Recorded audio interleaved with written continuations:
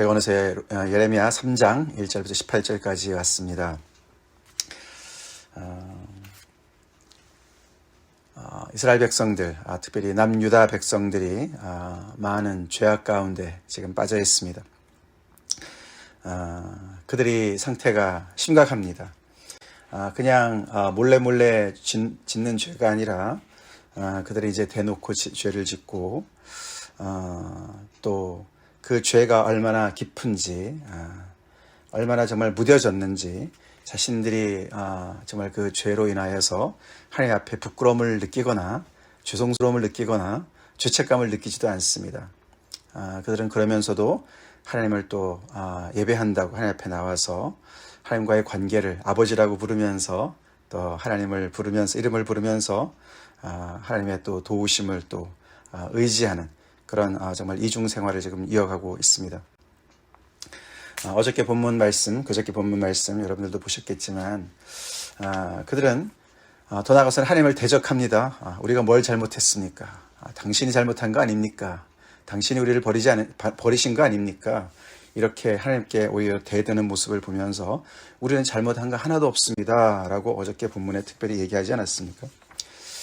그런 정말 너무나 뻔뻔하고 너무나 정말 이렇게 배신한 그런 상대가 특별히 하나님께서 말씀하시기를 이 이스라엘 백성들과의 관계를 부부간의 관계로 얘기하지 않으셨습니까? 그렇게 해서 정말 행음하면서 간음하면서도 나는 잘못한 게 없다고 시치미를 떼고 하나님 앞에 나오는 이 남유다. 그런 그 죄악의 상태를 낱낱이 지금 예레미야를 통해서 하나님께서 고소하고 계시죠. 그 이야기가 오늘 3장에서도 나아가는데 3장은 거기서 조금 더 진도가 나갑니다.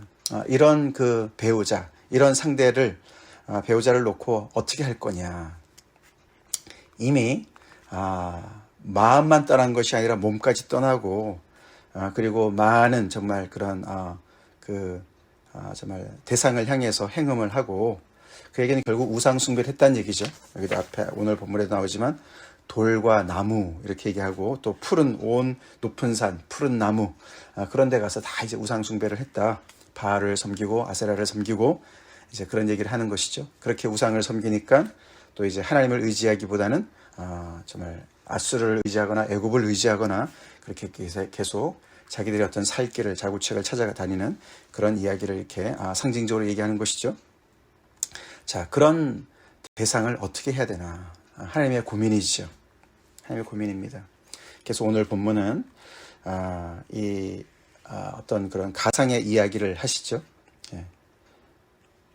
어떤 사람이 남자가 그의 아내를 버렸다. 그 아내가 간음을 해서 버렸다. 이혼했다는 얘기죠. 그러면은 그 여인이 다른 데 가서 다른 사람과 함께 다시 결혼을 했다 하자. 다른 사람의 아내가 됐다고 하자. 그러면은 그 첫 번째 남편이 그 여인을 다시 받겠느냐. 절대로 받지 않을 것이다 라는 것을 얘기하는 것이죠. 만약에 그를 다시 받는다면은 그 땅이 크게 더러워지고 그래서 그 땅 자체가 또 이렇게 그 전염이 되어서 죄악이 전염이 돼서 큰 문제가 생기지 않겠느냐. 이제 그렇게 하나의 비유를 하시지만 사실 이거는 이제 예레미야가 신명기 24장에서 하나님께서 그 금지한 이야기를 인용하는 것이죠. 하나님께서 신명기 24장에서 분명히 말씀하셨습니다. 그렇죠? 아내가 혹시라도 수치된 일을 행했다면은 그래서 그를 기뻐하지 않는다면은 이혼 증서를 써서 그에게 주라. 그리고 그를 내보내라. 24장 1절에 그 여자는 그의 집에서 나가서 다른 사람의 아내가 되려니와 그의 둘째 남편도 그를 미워하여 이혼 증서를 써서 그의 손에 주고 그를 자기 집에 내보냈거나 또는 그를 아내로 맞이한 둘째 남편이 죽었다고 하자. 그래서 둘째 남편이 또 그 여인을 버리거나 아니면 또 혼자가 된 것이죠.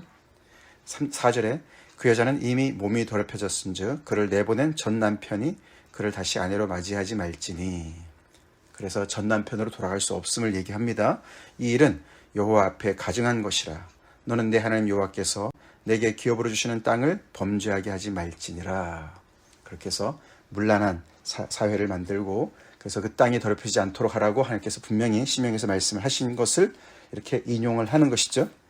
그러면서 하나님께서 이미 행음하고 이렇게 정말 하나님을 떠난 이 백성, 그래서 온갖 정말 그런 다른 그런 그 우상과 모든 다른 것을 의지해서 이렇게 크게 더럽혀진 이 남유다를 어떻게 할 것이냐. 너희들이 나한테 다시 돌아올 수 있겠느냐. 하나님의 그 율법의 말씀에 의거해서는 절대로 돌아올 수 없는 상황이죠. 그렇죠? 그래서 내가 많은 무리와 행음하고서도 내게로 돌아오려느냐 여호와의 말씀이니라. 그렇게 오늘 1절이 이제 이렇게 대전제를 깔고 있습니다. 너네는 절대로 나한테 돌아올 수 없다. 그런 얘기를 하는 것이죠. 내 율법이 막고 있다. 그런데도 오늘 본문을 우리가 읽어봤지만 긴 본문이 사실은 이제 내일 모레까지 연결이 되어지는데요. 계속 주제가 뭡니까? 내게로 돌아오라. 내게로 돌아오라.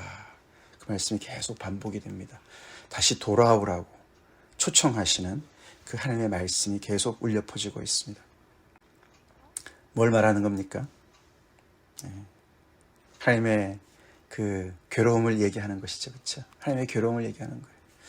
하나님의 율법조차도 막고 있는 그 정말 이런 이 여인과 같은 그렇죠? 남편한테 이혼을 당하고 쫓겨나고 다른 둘째 남편한테도 또 쫓겨난 그 여인이 어떻게 나한테 다시 돌아오겠느냐라는 그런 이야기를 하시면서 절대로 돌아올 수 없다.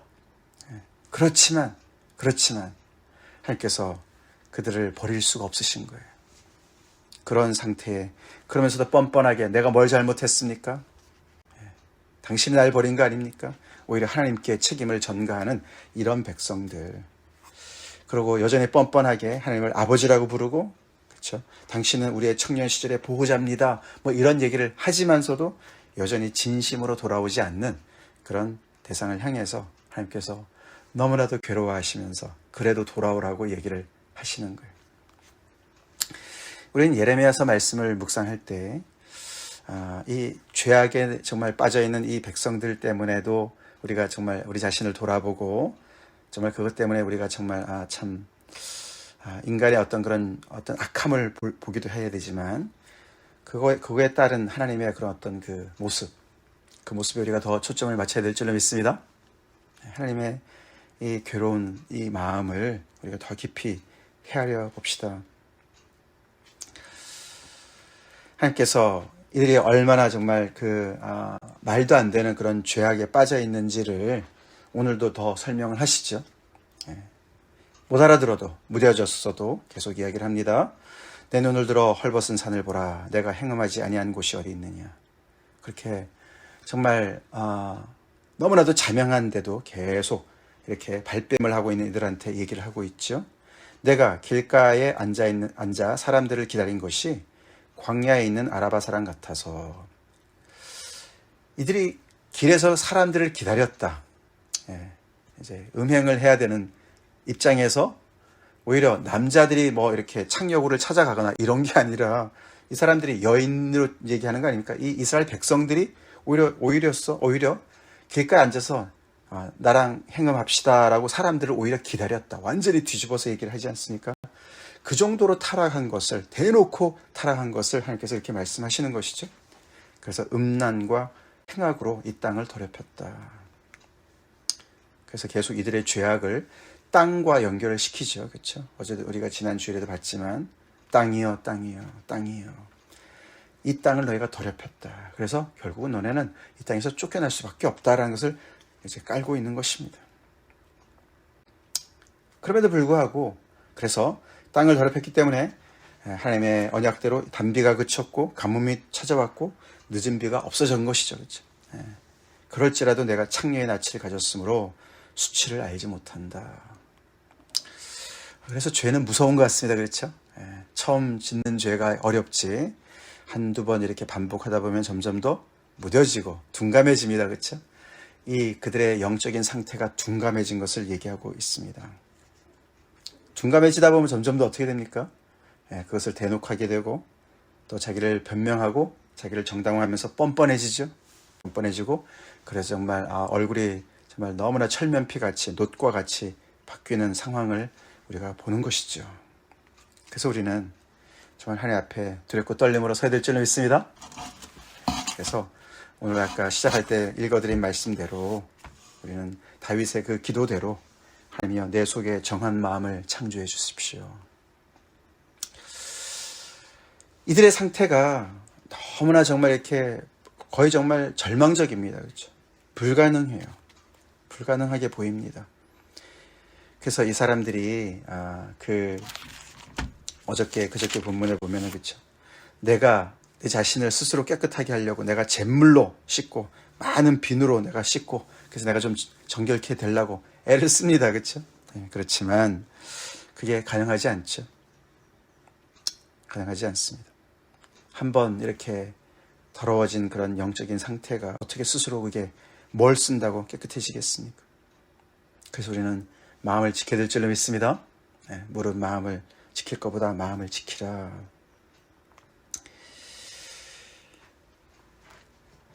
우리가 이사야서 말씀에서도 그렇죠. 네, 내게로 돌아와라 그렇죠. 내 죄가 나와 변론하자. 너 죄를 가지고 변론하자. 내 죄가 주홍같이 붉을지라도 눈과 같이 휘어질 것이고 또 진홍같이 붉을지라도 양털같이 희게 될 것이다. 그건 하나님께서는 하실 수 있는 일이에요. 그렇죠?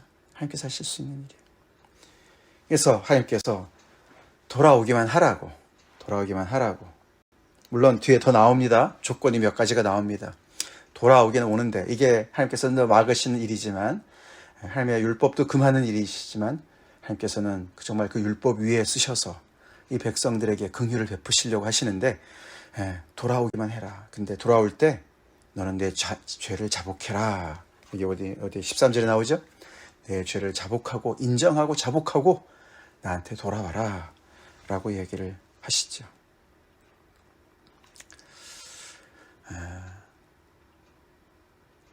우리가 늦었다고 이미 늦었다고 생각한 바로 그때가 최적기다 이런 말도 있습니다. 그렇죠?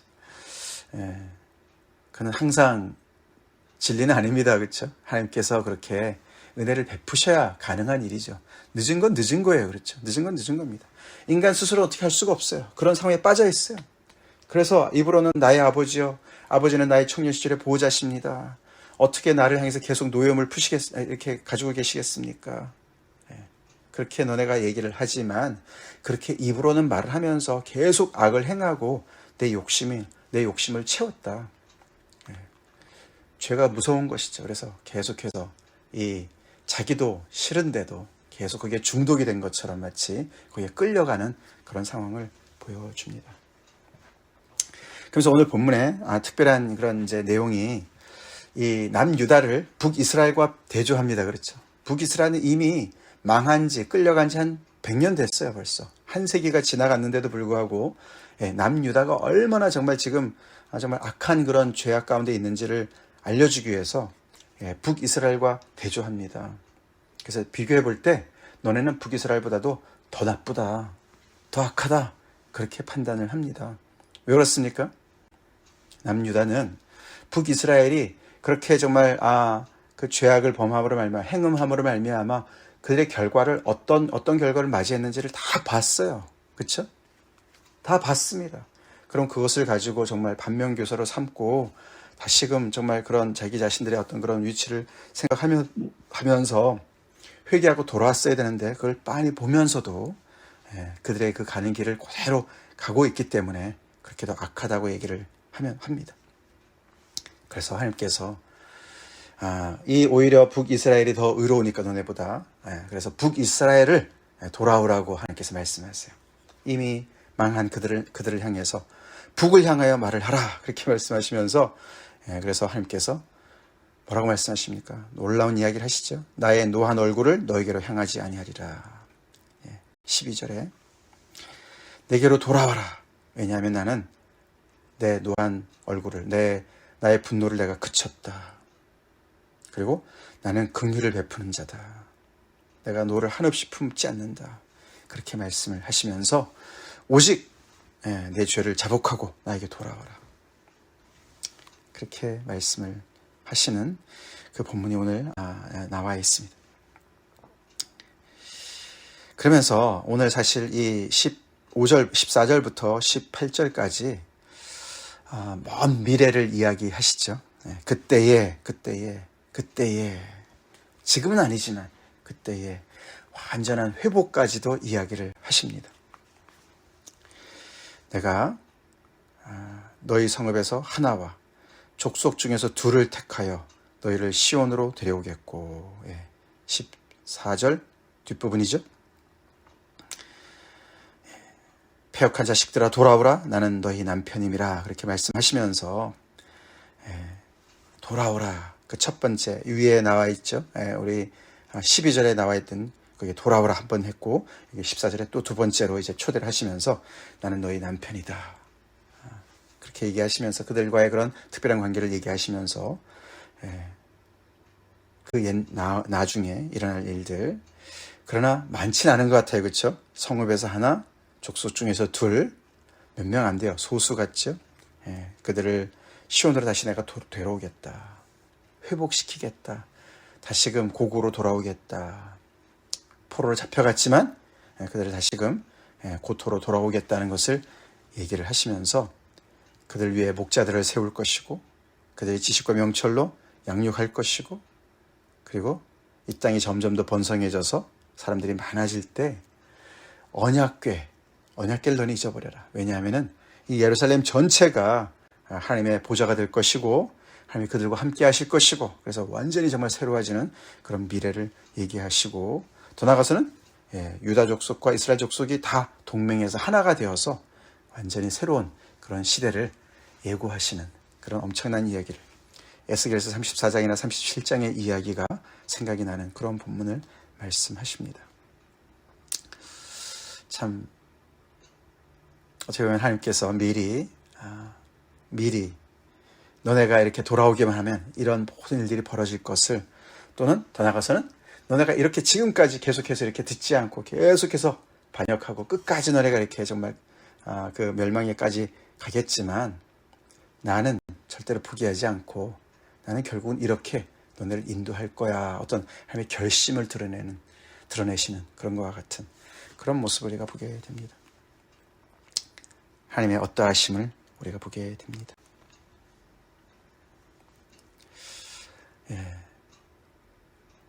남유다의 현실을 바라보면 절망스럽고 그들 안에는 아무런 정말 그런 개선의 여지가 없어 보이고 스스로도 어떻게 해볼 도리가 없지만, 너네가 돌아오기만 하면, 죄를 자백하고 돌아오기만 하면 내가 모든 걸 다 회복시키겠다. 내가 분노를 그치고 긍휼을 베풀어서 내가 너희들을 다 정말 깨끗게 다시 해서 내가 이 모든 것을 다 회복할 것이다 라고 미리부터, 꿈쩍도 안 하는 그들을 향해서 미리부터 이렇게 말씀을 하시는 그 마음, 하나님의 마음을 헤아립시다. 이 사랑이 불붙는 것이죠. 그렇죠? 그래서 불가마예요. 그렇죠? 하나님의 진노도 엄청나지만 그 진노가 거룩한 사랑으로부터 나오는 그런 정말 진노죠. 그래서 우리는 하나님의 이 사랑 앞에, 이 하나님의 긍휼 앞에 우리는 무릎을 꿇어야 되겠습니다. 우리 자신을 돌아봅시다. 우리 자신을.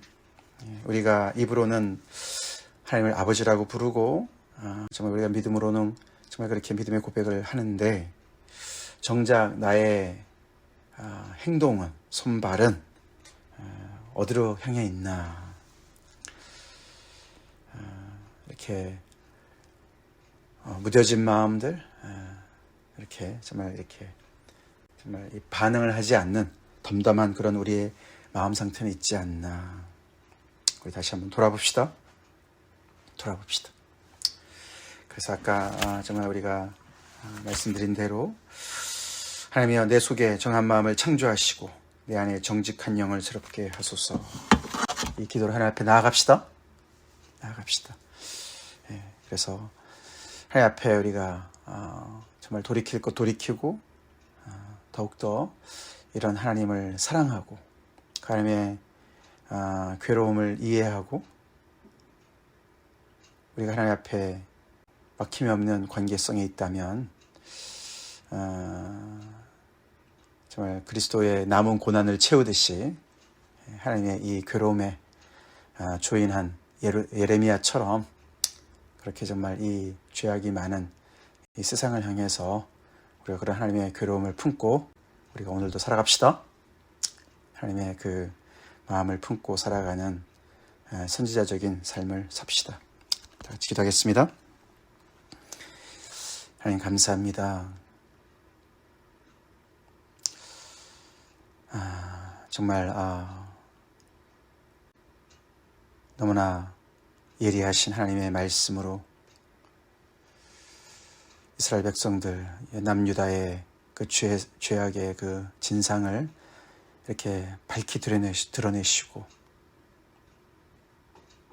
아버지 정말 분명히 보여주시는데도 발뺌하고 오히려 하나님 앞에 대들고 자신의 죄를 정당화하고 아버지 정말 너무나 수치를 모르는 남유다의 모습 아버지 남의 얘기가 아니고 남의 모습이 아닙니다. 우리 안에도 혹시라도 그렇게 무뎌진 마음들이 있지 않는지 아버지 굳어진 마음이 있지 않은지 주님 돌아보기 원하고 아버지 오늘 말씀처럼 우리는 정말 아버지 어떻게 될지 모르고 대책이 없지만 아버지 죄를 자복하고 여호와께로 돌아가는 그런 아버지 결단과 은혜가 있길 간절히 기도합니다. 우리 한 사람 한 사람의 마음을 붙잡아 주시고 만져주셔서 우리에게 정한 마음을 창조하여 주시옵소서. 정직한 영을 새롭게 하여 주시옵소서. 우리 안에 아버지 가식이 있습니까? 외식이 있습니까? 우리의 믿음의 입술의 고백과 삶의 괴리감이 너무나 커 있습니까? 주님이 예레미야의 말씀을 통해서 새롭게 우리를 빚어주시옵소서. 회개의 영을 부어주시옵소서. 예수님 이름 받들어 간절히 기도 올리옵나이다. 아멘.